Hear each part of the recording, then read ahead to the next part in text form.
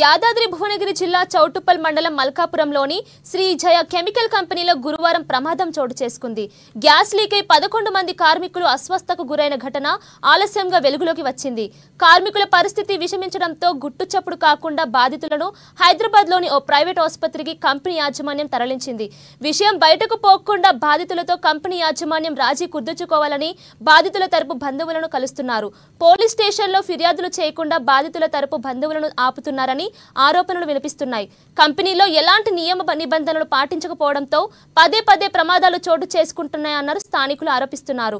ఈ కంపెనీలో గత 4 నెలల క్రితం కూడా ఇలాగే ప్రమాదం చోటు చేసుకుని ఒక కార్మికుడు చనిపోయాడని, శ్రీజయ కంపెనీ వల్ల చుట్టుపక్కల గ్రామాల ప్రజలు, రైతులు చాలా నష్టపోతున్నారని పలువురు ఆగ్రహం వ్యక్తం చేస్తున్నారు.